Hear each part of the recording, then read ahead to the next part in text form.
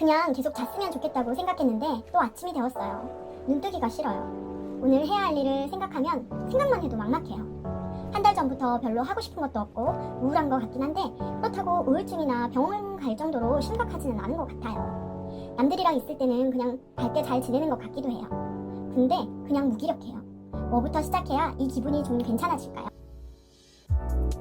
오늘 해야 할 일이 많으신 걸 보니 열정적으로 사시는 분이시네요.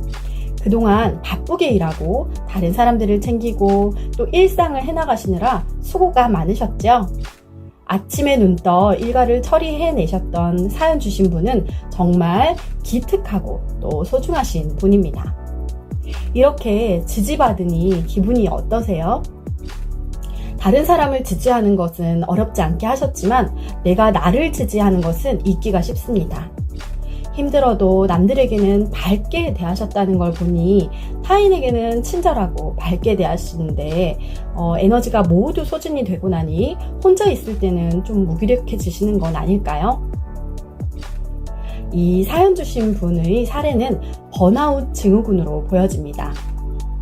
번아웃은 심신이 지친 상태로 과도한 일로 인해 쌓인 스트레스를 해결하지 못하여 심리적, 생리적으로 지친 상태를 말합니다.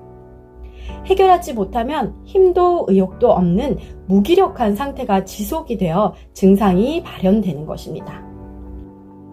될 대로 되라. 에라, 난 모르겠다. 하는 성향의 사람에게는 번아웃 증상이 나타나지 않습니다. 번아웃은 포부 수준이 지나치게 높고 전력을 다하는 성격의 사람에게서 주로 나타납니다.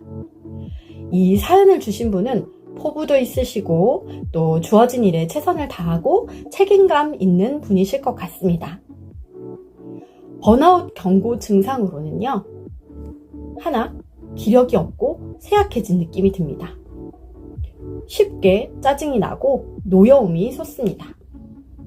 하는 일이 부질없어 보이다가도 오히려 열정적으로 업무에 충실한 모순적인 상태가 지속되다가 또 갑자기 모든 것이 급속도로 무너져 내립니다. 만성적으로 감기, 요통, 두통과 같은 질환에 시달립니다. 감정에 소진이 심해 우울하다고 표현하기 힘들 정도의 에너지 고갈 상태를 보입니다. 본인의 지금 상태가 이 5가지에 해당하시는지 한번 체크해 보세요. 그리고 지금 자신의 상태를 수치로도 한번 나타내 보세요. 나는 지금 전혀 힘들지 않다라고 생각하는 것을 0으로 두시고요. 난 지금 힘들어 죽을 것 같다. 너무너무 힘들다 하는 것을 10으로 생각을 해서 자신이 어느 정도 힘든지를 수치로 한번 생각해 보세요. 나의 상태는 사실 내가 가장 잘 안답니다. 그리고 지금 느끼는 나의 감정에 이름을 붙여보세요. 이름표를 붙여보세요. 자신에 대해서 인식해보는 겁니다. 이렇게 자신의 상태가 어느 정도인지 스스로 잘 파악하는 것이 중요합니다. 번아웃에서 벗어나는 3가지 방법을 알려드릴게요.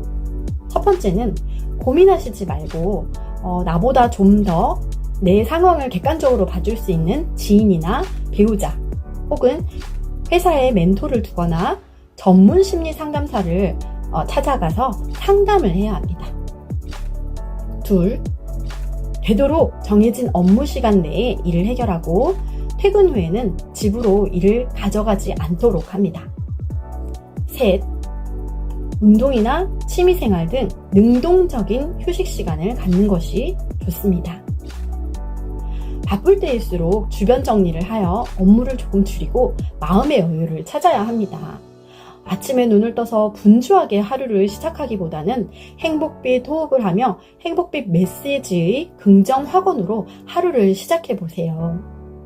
일상에서 감사를 찾아보는 것도 좋습니다. 무엇보다 잠을 푹 자는 것도 중요합니다.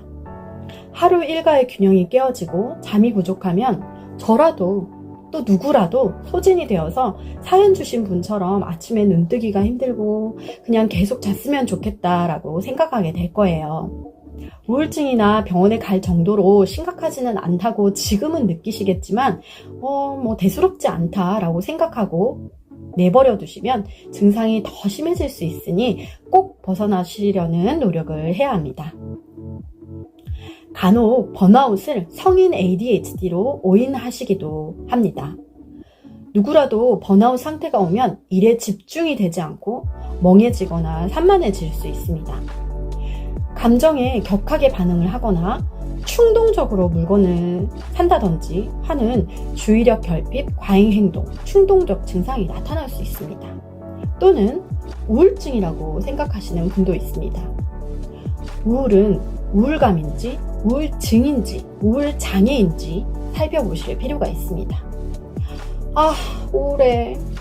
이런 생각 안 하는 사람 없겠죠. 누구나 한 번쯤은 떠올리고 말로 표현해 보기도 하지만 우울한 감정이 증상으로 나타나고 우울에서 빠져나올 수 없을 만큼 증상이 깊어지고 우울한 기분을 조절하는데 문제가 생겼다고 느껴진다면 반드시 전문의를 만나 상담해 보셔야 합니다. 기분 변화와 동시에 신체적, 정신적, 행동적인 변화나 어려움이 동반되면 병적인 수준인 것입니다. 우울이 깊어지면요, 일상적인 생활을 하는데 어려움을 겪을 수 있고 인생이 가치 없는 것으로 느껴질 수도 있습니다. 이 사연 주신 내용만으로는 우울감을 느끼는 정도이시기 때문에 방치하지 마시고 지금부터라도 이 상황이 내 삶의 의미를 찾아보는 기회로 여기시고 상담을 받으시는 것이 좋겠습니다. 노력 여부에 따라 좋아지실 수 있는 단계입니다. 아인슈타인이 이런 이야기를 했어요.